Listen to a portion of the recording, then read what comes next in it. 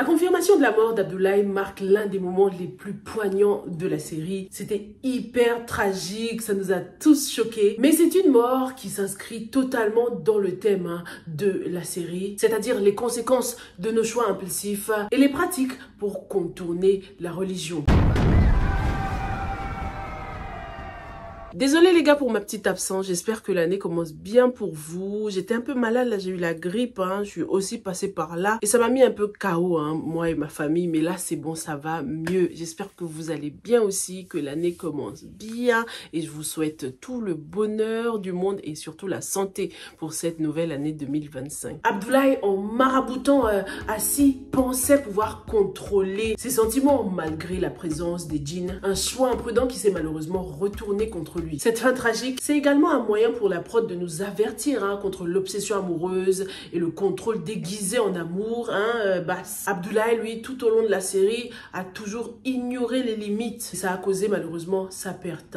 Mais parlons un peu de la réaction de Assi, qui est juste sous le choc en ce moment. Lorsqu'elle découvre que Abdoulaye l'a marabouté, je m'attendais à une autre réaction de sa part. Je m'attendais à ce qu'elle soit plus surprise, plus choquée, plus révoltée. Parce que bien que les intentions d'Abdoulaye c'était de bonnes intentions, remplies d'amour, ce qu'il a fait, c'est quand même très grave. Mais est-ce que la réaction de Assi était due au fait qu'elle soit dans le déni peut-être, à une certaine fatigue émotionnelle? Ce qui est clair, c'est que la mort d'Abdoulaye affecte les personnages différemment. Prenons Assi par exemple, qui est visiblement traumatisée. Elle comprend pas trop ce qui lui arrive, elle se sent coupable en ce moment et en plus, elle est jugée et elle doit, en plus de tout ça, affronter les remarques blessantes des autres.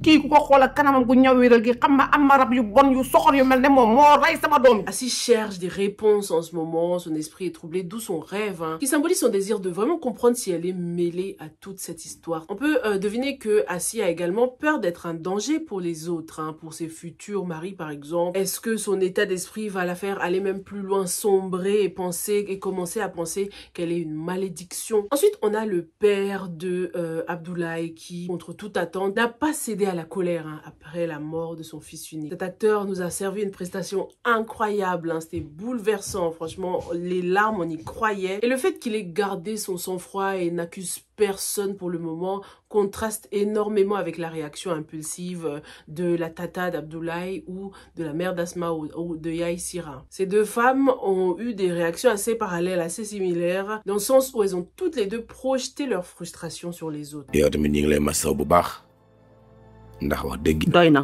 Aladji, lui, continue de nous surprendre dans son processus de transformation. Sa conversation avec Assi, où il interprète son rêve, montrait une nouvelle facette de lui quand même.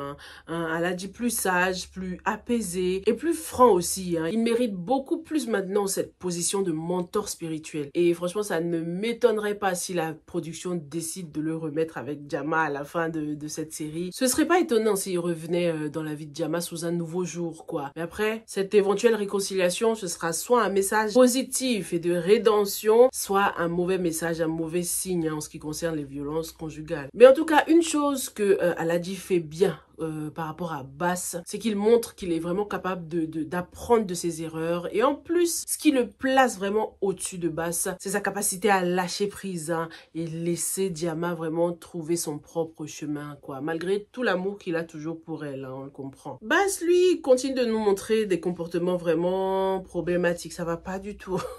Ça va pas du tout. Il continue à s'accrocher à Diama de manière hyper possessive, incapable de lui faire confiance, ce qui signifie qu'il ne se fait pas confiance en lui-même. On dirait que son histoire avec son ex, son passé l'a un peu fragilisé et ça le pousse vraiment à douter tout le temps. Parlons aussi du triangle amoureux Asmao, Taïb et Kodou. On va faire la part des choses. Sama jëkkër nga, sama kilifa nga. Loolu tegoon na boor. Waaye gis nga fii ci bureau bi, man maay sa kilifa. Ça se complique entre ces trois-là, mais ce que j'ai aimé avec ces épisodes, c'est qu'on a un peu retrouvé la Asmao qu'on aime, la Asmao déterminée, pragmatique. Elle a eu raison de rappeler à Taïb l'importance de son rôle dans cette entreprise, surtout que maintenant, il est le mari de la patronne. C'est bien d'avoir mis les choses claires dès le départ, il n'y aura pas de favoritisme. Asmao et Taïb ont déjà travaillé ensemble, il était son chauffeur, ça se passait très bien, sauf que maintenant, la dynamique a un peu changé, maintenant qu'ils sont mariés. On a un Taïb qui est très traditionnel, traditionnaliste, alors que voilà, il a une femme moderne, il faut qu'il le comprenne qu'au travail, c'est pas comme à la maison. Du coup, travailler ensemble pourrait être un désastre pour ce couple. Ça va créer des tensions non seulement dans leur travail, mais aussi dans leur mariage, parce que ce sera difficile de faire la part des choses. Taïb doit absolument trouver un travail ailleurs, hein, s'il veut vraiment confirmer son indépendance.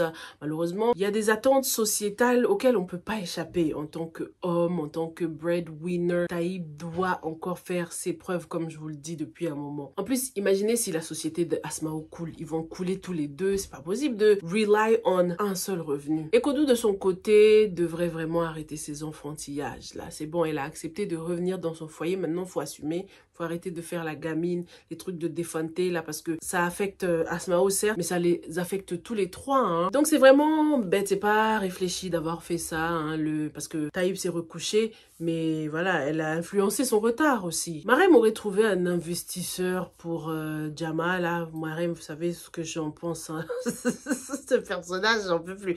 Que ce soit elle, Lamine, toute cette histoire à côté là. Je sature, mais en tout cas, c'est cet investisseur-là qui m'intéresse. Juste qu'il y a que 30%, moi, je 50 millions. Est-ce que ce sera justement le bon, hein, un homme bien là? Ce serait bien que ce soit Majib de la série Karma, vous savez, qui vienne et pour qu'on puisse faire un petit crossover avec la série Karma, là, bam, une petite fin ouverte pour laisser libre cours à notre imagination. Quand c'est trop facile comme ça, dites-moi ce que vous en pensez. Est-ce que vous pensez que cet investisseur sera un potentiel concurrent pour Bass et Aladji, parce que ni l'un ni l'autre ne mérite Diamant. Hein. Aladji a eu trop de chance, même si oui, maintenant c'est bon, il a changé, mais c'est trop tard maintenant. Tant mieux pour Djenaba. Et Bass, bleh. Voilà. Donc, est-ce que monsieur l'investisseur sera le bon? J'aurais aimé quand même que, avant ça, si cet investisseur doit être un futur époux, que Diama prenne le temps pour elle, quoi. Ça, je trouve qu'elle l'a pas assez fait. Donc voilà, dites-moi tout. Et puis, on se retrouve dans la prochaine. Stay safe and stay blessed. Bye!